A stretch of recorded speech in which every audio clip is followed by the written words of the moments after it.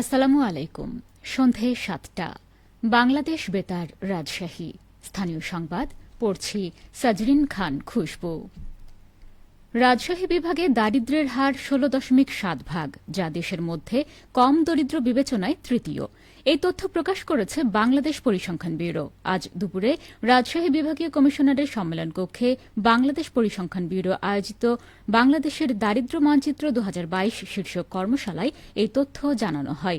বিভাগীয় কমিশনার খন্দকার আজিম আহমেদের সভাপতিত্বে কর্মশালায় প্রধান অতিথি হিসেবে উপস্থিত ছিলেন পরিসংখ্যান ও তথ্য ব্যবস্থাপনা বিভাগের সচিব আলিয়া আক্তার। কর্মশালায় দারিদ্র্য মানচিত্র ২০২২ বিষয়ে উপস্থাপনায় বলা হয়েছে, দেশের গড় দারিদ্র্যের হার ১৮.৭ যেখানে শহরাঞ্চলে এই হার ১৪.৭ এবং গ্রামাঞ্চলে তা ২০.৫। রাজশাহী বিভাগে শহর এলাকায় দারিদ্র্যের হার ১৪.৯ এবং গ্রাম এলাকায় ১৭.২। জেলাভিত্তিক পর্যালোচনায় দেখা যায়, রাজশাহী বিভাগে সর্বনিম্ন দারিদ্র্যের হার সিরাজগঞ্জে ১০.৯ এবং সর্বোচ্চ চাঁপাইনবাবগঞ্জে ৩৪.৭। আর রাজশাহী জেলায় দারিদ্র্যের হার ১৫.৫। উল্লেখ্য, খানার আয় ব্যয় জরিপের মাধ্যমে এই দারিদ্র্য মানচিত্র প্রণয়ন করা হয়। ২০২২ সালের ১ জানুয়ারি থেকে ৩১ ডিসেম্বর পর্যন্ত এই জরিপের তথ্য সংগ্রহ করা হয় এবং ২০২৫ সালের জানুয়ারিতে বাংলাদেশের দারিদ্র্য মানচিত্র ২০২২ প্রকাশ করা হয়। বিভাগীয় পর্যায়ে রাজশাহীতেই প্রথম এমন কর্মশালা অনুষ্ঠিত হল। অনিয়ম, দুর্নীতি, গ্রাহকদের সেবা বঞ্চিত করা এবং অতিরিক্ত ফি আদায়সহ বিভিন্ন অভিযোগ খতিয়ে দেখতে রাজশাহীর গোদাগাড়ী সাব রেজিস্ট্রারের কার্যালয়ে অভিযান চালিয়েছে দুর্নীতি দমন কমিশন। আজ দুদকের সমন্বিত জেলা কার্যালয়ের সহকারী পরিচালক আমির হোসাইনের নেতৃত্বে ৩ সদস্যের একটি এনফোর্সমেন্ট টিম এই অভিযান চালায়। অভিযোগ রয়েছে, গোদাগাড়ী সাব রেজিস্ট্রারের কার্যালয়ে দীর্ঘদিন ধরে দলিল সম্পাদনের সময় অতিরিক্ত টাকা আদায় করা হয়। অভিযানের সময় দলিলের সার্টিফাইড কপি সরবরাহ করতে সেবাপ্রার্থীদের কাছ থেকে অতিরিক্ত টাকা আদায়ের চিত্র দেখতে পেয়েছেন দুদক কর্মকর্তারা। দুদকের সমন্বিত জেলা কার্যালয়ের সহকারী পরিচালক আমির হোসাইন জানান, দলিল সম্পাদনে অতিরিক্ত ফি আদায়ের অভিযোগ তারা পেয়েছেন। এজন্য গত ৩ দিনে সম্পাদন করা সব দলিলের কপি চাওয়া হয়েছে। তারা সেবাগ্রহীতাদের সঙ্গে কথা বলে সবকিছু জানবেন। এরপর এ সংক্রান্ত একটি প্রতিবেদন পাঠানো হবে দুদকের প্রধান কার্যালয়ে।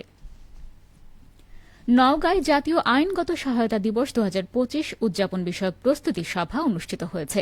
আজ বিকেলে জেলা জজ আদালতের কনফারেন্স রুমে অনুষ্ঠিত সভায় সভাপতিত্ব করেন জেলা লিগ্যাল এইড কমিটির সভাপতি ও সিনিয়র জেলা ও দায়রা জজ মোহাম্মদ রকনুজ্জামান। সভায় জাতীয় আইনগত সহায়তা দিবস পালন উপলক্ষে আগামী ২৮ এপ্রিল বর্ণাঢ্য র্যালি, আলোচনা সভা ও বিভিন্ন কর্মসূচি পালনের সিদ্ধান্ত নেওয়া হয়। কর্মসূচি সমূহ সুষ্ঠুভাবে পালনের জন্য উপকমিটি গঠন করা হয়। সভায় জেলা নারী ও শিশু নির্যাতন দমন ট্রাইব্যুনাল আদালতের বিচারক Mohammad Mehedi Hasan Talukdar, chief judicial magistrate Mohammad Nazrul Islam ও অন্যান্য সদস্যগণ উপস্থিত ছিলেন। বগুড়ায় ৬ দফা দাবিতে সড়ক ও রেলপথ অবরোধ করেছে সরকারি পলিটেকনিক ইনস্টিটিউটের শিক্ষার্থীরা। আজ বেলা ১১:৩০ থেকে বনানী এলাকায় ঢাকা বগুড়া মহাসড়কে আগুন দিয়ে তারা অবরোধ শুরু করে। ফলে মহাসড়কে তীব্র যানজট সৃষ্টি হয় এবং সাধারণ মানুষকে চরম ভোগান্তির মুখে পড়তে হয়। ৩ ঘণ্টা পরে মহাসড়ক থেকে অবরোধ তুলে নেন শিক্ষার্থীরা।